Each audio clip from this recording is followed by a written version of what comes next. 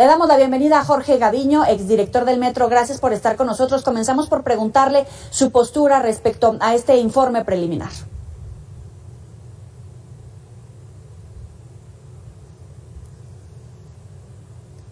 Hoy tenemos ahí problemas con el audio de Jorge Gaviño. En un momento más estaremos reparando esta falla. Jorge, ya te diste cuenta que no te escuchamos. Y bueno, por supuesto, sí, siempre es un gusto platicar contigo. ¿Cómo estás? Muy buenas noches. Buenas noches. Sí, me preguntaban cuál es mi postura sobre el informe preliminar. Estoy comentando que se me hace un informe objetivo, real, muy alarmante por lo que está ocurriendo en el tema de las sujeciones, estos famosos pernos Nelson, que son los que hacen estructura con el acero y con el concreto armado. Lamentablemente, pues nos enteramos de que pusieron menos pernos de los necesarios para que esta estructura tuviera la dureza necesaria, la fortaleza necesaria. A ver, Jorge, esto que tú mencionas que es alarmante, verdaderamente nos pone muy tensos a todos los ciudadanos que utilizamos en algún momento la línea 12, esta línea llamada Bicentenario, y que se ha colapsado a partir de esta lamentable tragedia. Dime una cosa, son muchas fallas, eran detectables previo.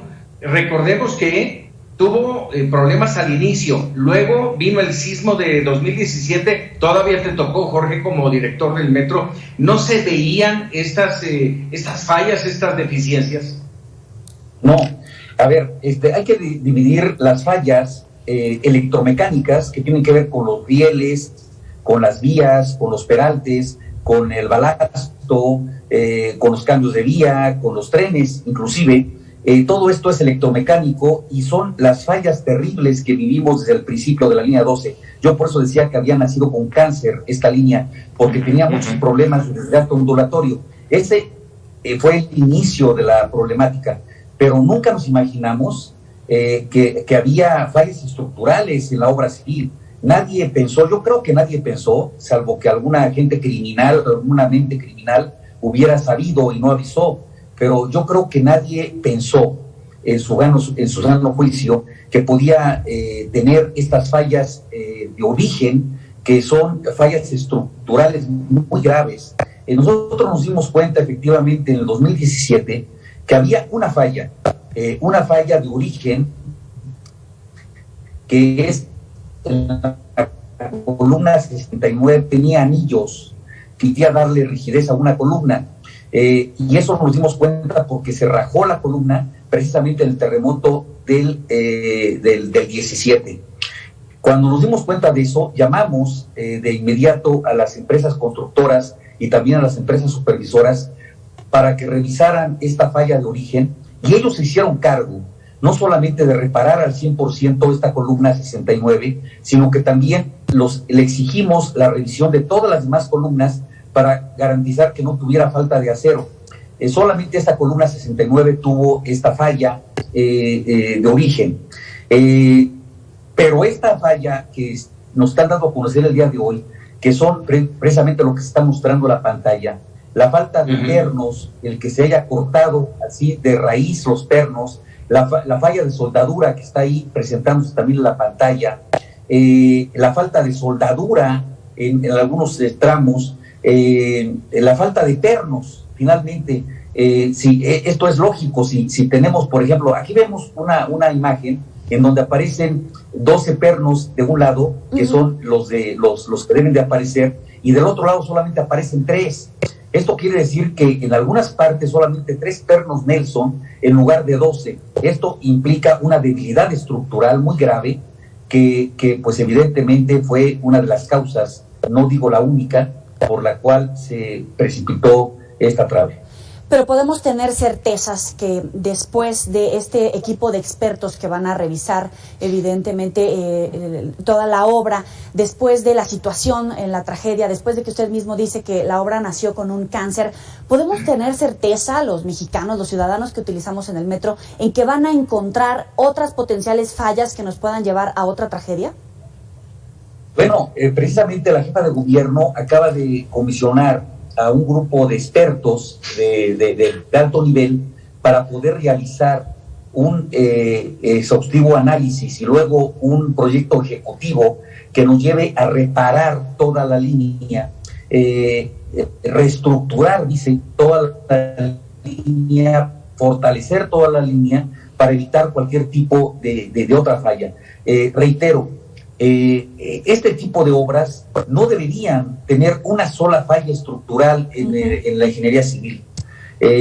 Nosotros podemos entender una falla funcional, pero no una falla de estructura que nos lleva a una tragedia como la que nos llevó. Y esto implica, pues, una situación tan grave como no ponerle los pernos suficientes. Estos pernos son sujeciones que hacen unicidad con el acero, con el concreto armado. Y si le ponemos unos pernos, pues ¿en qué mundo estamos viviendo? Realmente fue una situación alarmante. Jorge, te reitero la pregunta que te hacía Yoli. ¿Podrían encontrar más fallas a lo largo de la línea 12, de la parte elevada? Y te pregunto, ¿sería irresponsable rehabilitarla?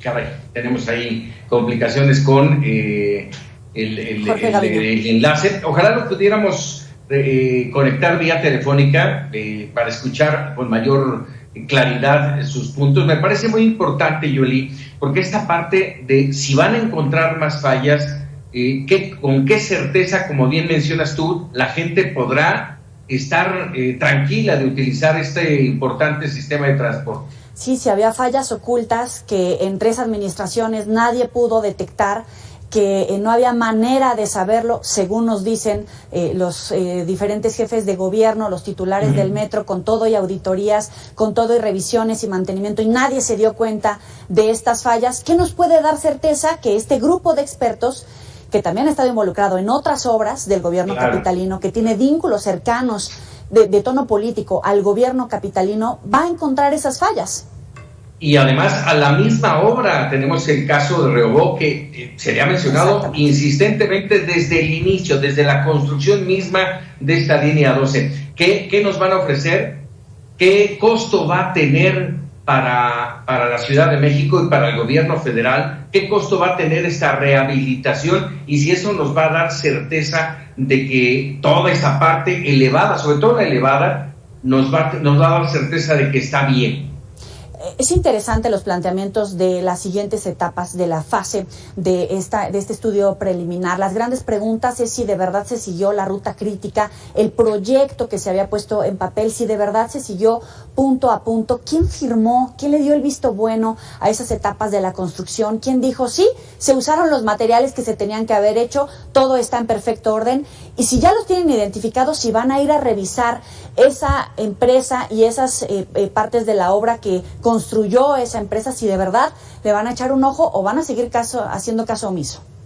Las irregularidades que se han encontrado desde el inicio hasta ahora, que yo recuerdo en este momento, no hay un solo responsable, no hay quien haya sido castigado por ese tipo de irregularidades, como bien mencionaba hace un momento el abogado, el comprar trenes que no iban con los rieles, ponerlos con llantas, con situaciones y con rieles que no funcionan. Paco, si quieres replantear tu pregunta, ya está con nosotros nuevamente Jorge Gaviño.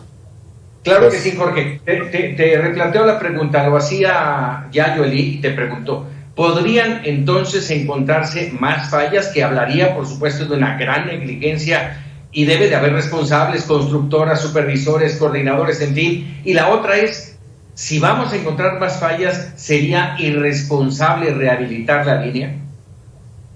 Bueno, la primera pregunta, yo creo lamentablemente que sí va a haber más fallas. Y sí va a haber más fallas porque pensamos que estas mismas constructoras, estas mismas supervisoras, fueron las que hicieron varias puentes y traves del viaducto elevado, de tal manera que se tiene que revisar, lamentablemente, para ver si se encuentra el número de pernos suficiente. Se tendría que romper el concreto porque estos pernos están ahogados en el cemento. Entonces, Lamentablemente sí va a haber más fallas, yo creo.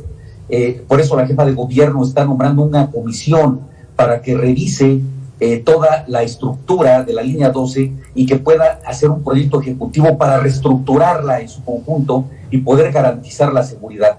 La respuesta a la segunda pregunta es sí, se puede volver a usar la línea siempre y cuando se reestructure, se revisen cuáles son estas posibles fallas de origen y se corrija también de una manera radical toda esta falla estructural.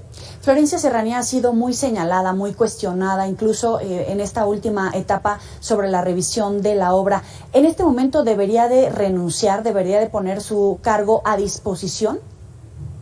Bueno, yo no me atrevería a señalar esta situación porque la facultad exclusiva de la jefa de gobierno, según la ley orgánica de la Administración Pública de la Ciudad de México, señala con precisión que es un nombramiento libre de la jefa de gobierno, del jefe de gobierno en turno, nombrar y remover a sus servidores públicos de primer nivel, de tal manera que la jefa de gobierno podrá ser removida o ratificada a voluntad de la jefa de gobierno, y según la ley también, pues implica esa responsabilidad. Por lo tanto, pues es una decisión que tiene que tomar la jefa de gobierno en el sentido de la funcionalidad o no de la línea o de todo el metro. Déjame preguntarte, Jorge, dos últimas preguntas por mi parte. La primera de ellas, estamos hablando de una rehabilitación. ¿Eso implicará tiempo y costo? ¿De cuánto estamos hablando en ambos casos? Y la segunda, ¿te sientes bajo escrutinio? Fuiste director del sistema de transporte colectivo Metro y están señalando a Miguel Ángel Mancera. Bueno, todos los servidores públicos tenemos en un momento determinado que responder por nuestros actos o omisiones. Yo estoy desde luego abierto a responder por mis actos y también por mis omisiones, pero me siento tranquilo porque finalmente yo he revisado todas las acciones o omisiones que tuve desde el 2015, julio de 2015 a febrero de 2018, y yo realmente me siento satisfecho y tranquilo porque tengo documentado todos mis actos y estaré yo dispuesto a asumir todas las responsabilidades. Todos los servidores públicos que tenemos algún cargo tenemos esa obligación de responder por nuestros actos y desde luego también por nuestros no actos o nuestras omisiones. Entonces, yo desde luego estoy abierto a cualquier escrutinio. Tiempo y costo. El costo. Mira, nosotros tuvimos también una reestructuración de una parte de una trave del viaducto elevado, que es en donde están entre las columnas 41 y 40. Entre esas dos columnas está una trave que estaba pandeada y que con el sismo se nos pandeó un poco más, es decir, se acurvó hacia abajo. Y todavía estaba esa columna, esa trave estaba funcional porque estaba dentro del parámetro permisible. Sin embargo, nosotros decidimos reestructurarla y nos costó aproximadamente, le costó a la empresa constructora que pagó Carso, aproximadamente 9 millones de pesos esa reparación. Si esa reparación fuera similar a las que tienen que hacer en todas las traves, digamos todas, estaríamos hablando de aproximadamente 1.300 millones de pesos, yo calculo. Sin embargo, bueno, es cuestión de hacer el proyecto ejecutivo y después del proyecto ejecutivo hacer el costo unitario de las obras para poder saber cuánto va a costar al gobierno de la ciudad. Pero lo más importante es que vuelva a funcionar con seguridad esa línea. Hace unos momentos el abogado nos decía que la corrupción mató a los 26 y ponía en duda la independencia de la Fiscalía. ¿Coincides? Bueno, a ver, el abogado es el menos indicado para estar dando este tipo de aseveraciones. Yo no me refiero, me refiero al abogado de Orcasitas. No sé si es el mismo abogado que te refieres tú. No, el abogado que está representando a las víctimas en este momento. Ah, perdón, es que ha venido declarando en otros espacios. Acabo de tener una media hora un debate, digamos, con el tema del abogado de Orcasitas. El abogado de Orcasitas señalaba que entregaron la línea perfectamente funcional y que además con parámetros de carácter internacional. Y a mí se me hizo una desvergüenza de este abogado que esté señalando, después de que tenemos pues más de 26 víctimas y casi 100 heridos, que haya señalado que esa obra estuvo bien entregada. Lamentablemente esa línea tiene muchos vicios ocultos, y esto significa que no se pudieron ver y lamentablemente los pudimos ver muy tarde, es decir, hace apenas unos días. ¿Pero la Fiscalía será independiente? La Fiscalía debe ser independiente, por eso nosotros elegimos una Fiscalía, construimos en el Congreso de la Ciudad de México una Fiscalía para que fuera independiente y no dependiente del Poder Ejecutivo. Entonces aquí el Congreso también debe de exigir independencia a la Fiscalía y vamos a estar muy atentos para que se mantenga esa independencia. En ese sentido, el abogado de las víctimas tiene razón. Es Jorge Gaviño, exdirector del Metro. Gracias por estar con nosotros, Paco. Gracias, Jorge. Muchas gracias. Muchísimas gracias. Y gracias, Yoli, por integrarme a esta entrevista importantísima sobre este tema que es vital y que seguirá dando. Como siempre, la invitación, Paco, a que recuperen estas entrevistas en nuestros próximos espacios informativos y en las redes sociales. Gracias, Paco. Gracias, buenas noches.